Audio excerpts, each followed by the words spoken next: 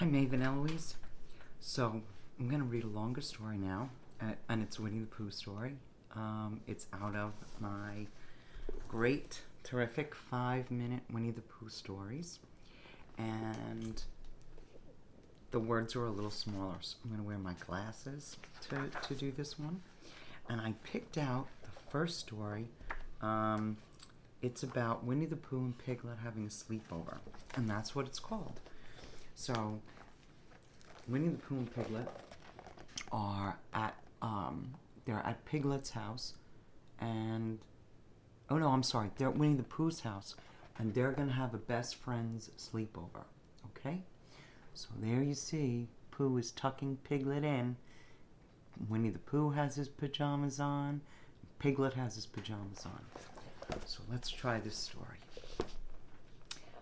Comfortable, Piglet? Pooh asked. He was tucking his friend into a dresser drawer that had been made into a bed just the right size for Piglet. Oh, yes, Pooh. Thank you ever so much, Piglet replied.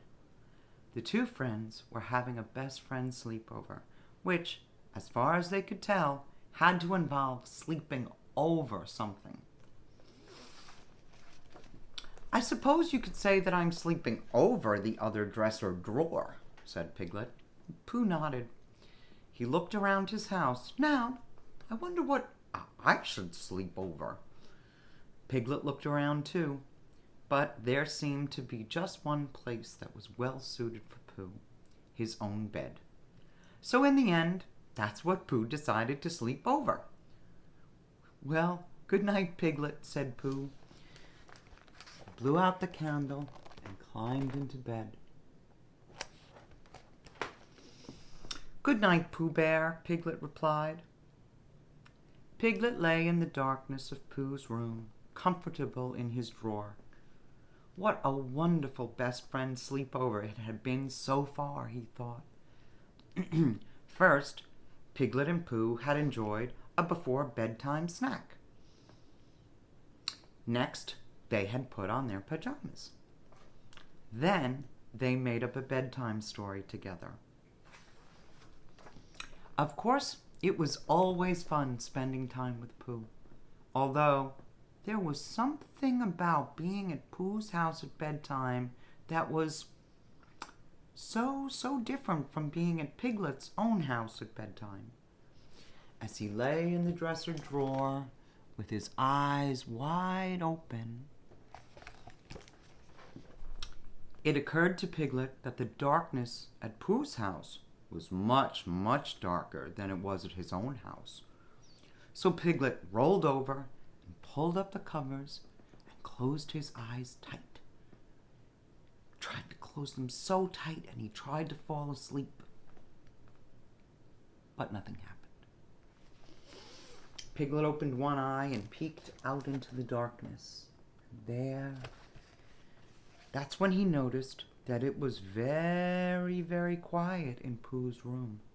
Much quieter than the quiet in Piglet's own room at night. In particular, the quiet was coming from the direction of Pooh's bed, where Piglet's best friend was fast asleep, while Piglet lay wide awake. That was the quietest quiet of all. Pooh! Piglet whispered. Pooh Bear, he called out, a little louder this time. He didn't want to wake up Pooh. Then Piglet wondered if perhaps Pooh was awake and had just not heard him. Still, there was no answer. Piglet tried his best to fall asleep. Then he heard a soft, low rumbling. It was curiously similar to the sound of a sleeping bear snoring. As Piglet listened, the sound grew louder and louder and softer and then louder, over and over again. Was it the sound of an approaching heffalump? There's the heffalump.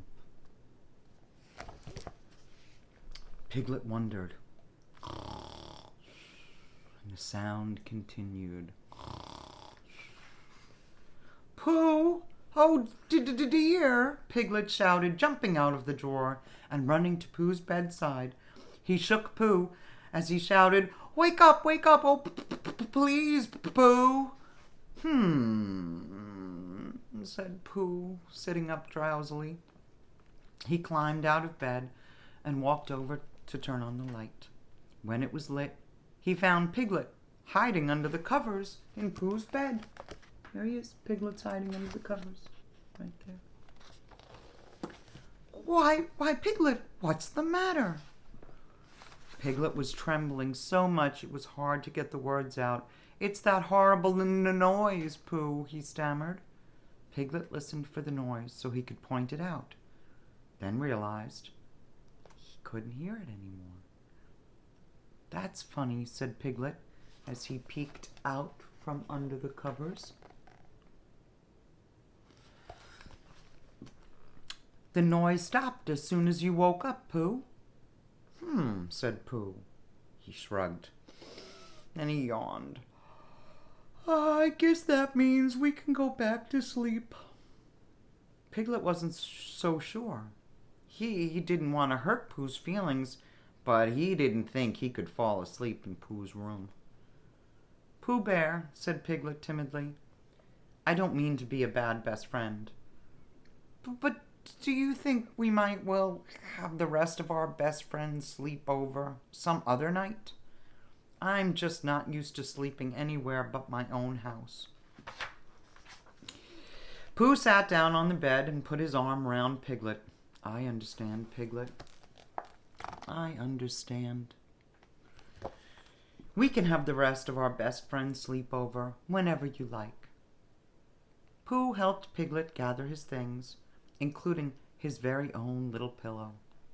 Then, hand in hand, Pooh and Piglet began to walk back to Piglet's house through the 100-acre woods.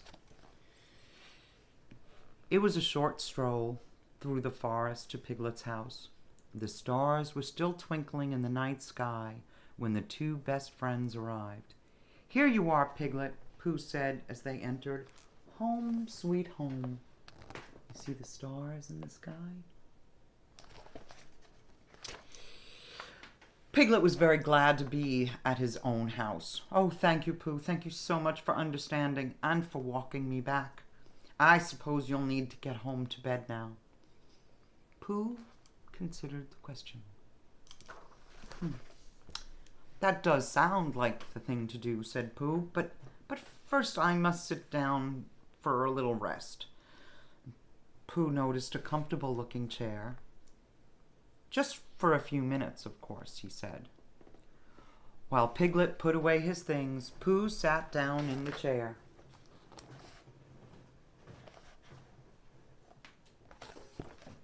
There he is. It was even more comfortable than it looked. Pooh put up his feet, then he decided to rest his eyes, just for a moment. By the time Piglet came back, Pooh was fast asleep. He was even making a soft, low, rumbling sound. But in the comfort of his own house, it did not strike Piglet as anything other than the sound of one sleeping bear snoring softly. Piglet covered his best friend with a small blanket and slipped a pillow under his head. Sweet dreams, Pooh Bear, he whispered. Then Piglet climbed into his own bed and drifted off to sleep. It seemed that he and Pooh were having their best friend's sleepover after all. There they are. There's Pooh and there's Piglet in Piglet's house.